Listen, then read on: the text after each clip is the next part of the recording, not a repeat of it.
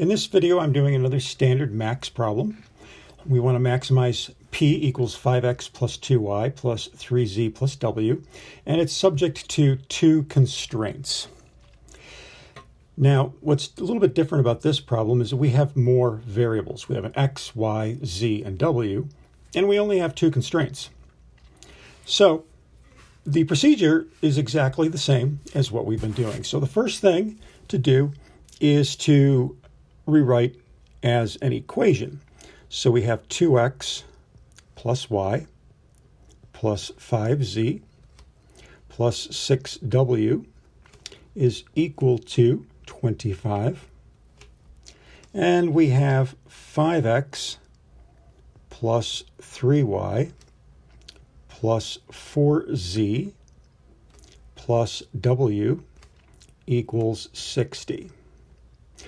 In the first constraint, I'm just going to add in a slack variable of r, and let's make the second one s.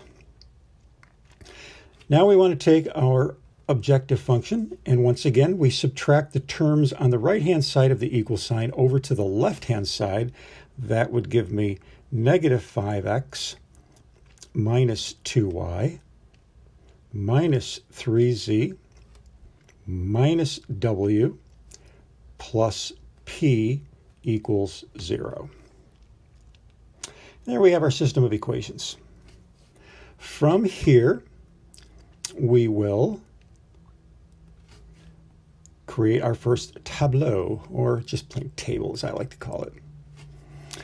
And so we're going to have an x column, a y column, a z column, a w column, r, s, p, and our constant. So the coefficients in the x column are 2, 5, negative 5. The y column we have 1, 3, negative 2. In the z column we have 5, 4, negative 3. In the w column, 6, 1, negative 1. And we have an r in the first equation, but not in the second or third. We have an s in the second, but not in the first and third. And p, 0, 0, 1. And then 25, 60, and 0.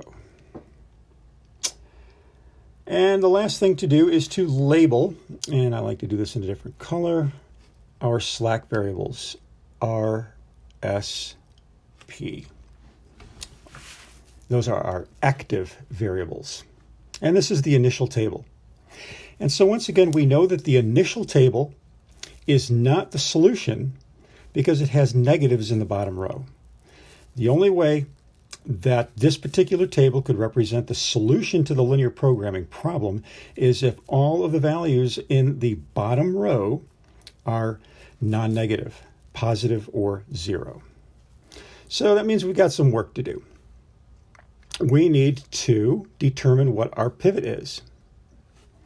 And so the pivot is, to find the pivot column, we start by looking for the most negative number in the bottom row. Well, that's clearly going to be negative 5. So the x column is our pivot column.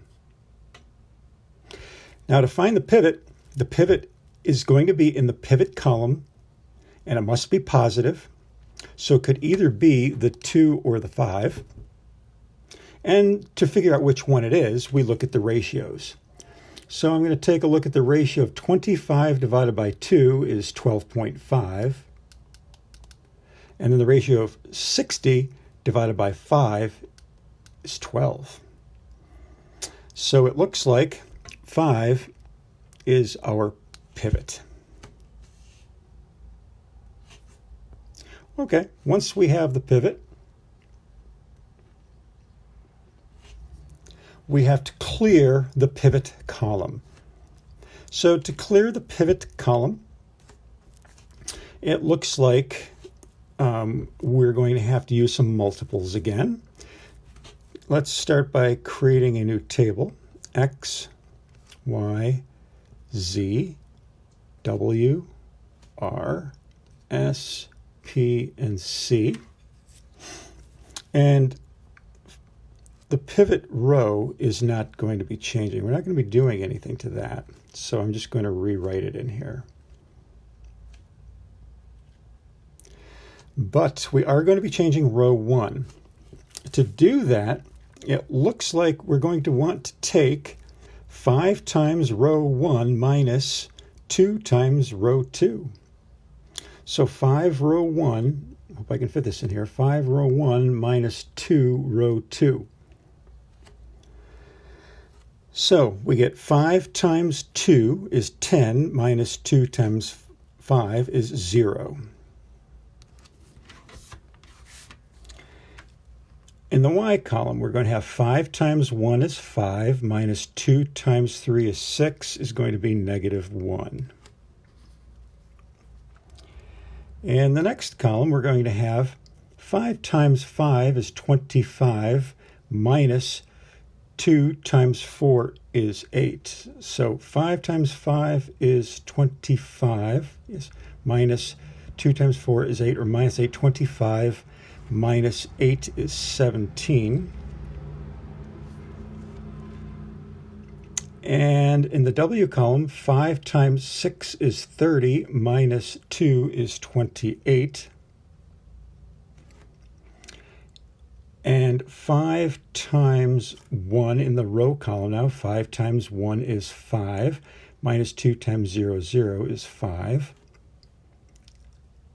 And in the S column, 5 times 0 is 0, minus 2 times 1 is a negative 2. And the P column, we have all zeros.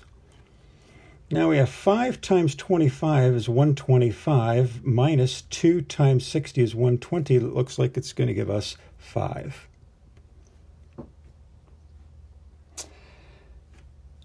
And now we need to get rid of the negative 5.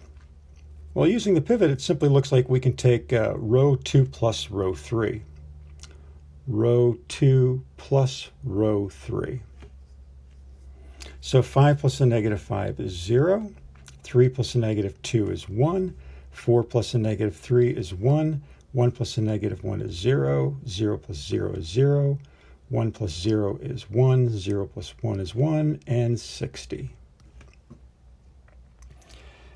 And there we have our new table. All we have to do now is we want to take out the S and put in an X for our new active variable. That was the outgoing and the ingoing. R stays the same, P stays the same. Well, hopefully you have noticed that we are done. Because all of the entries in the bottom row are positive or 0. That means we are done. So we're going to start with the first active variable, R. R is equal to, we're going to take 5 divided by 5, which is 1. The next active variable is X. X is going to be the constant, 60 divided by 5. 60 divided by 5 is 12. P is 60 divided by 1, which is 60. Everything else is going to be 0. So Y is 0, Z is 0, W is 0, S is 0. Remember, we only have to figure out the active variables, and that comes from over here. Those are the active variables. Everything else is 0. Now, in some of the questions in more, it asks you to leave in simplified fractional form. Well, that doesn't apply to any of these. So the answer here is the optimal value is, of course, 60, and that occurs at the point 12, and Y is 0, and Z is 0, and W is 0. All right, that's the video. Hope you enjoyed it.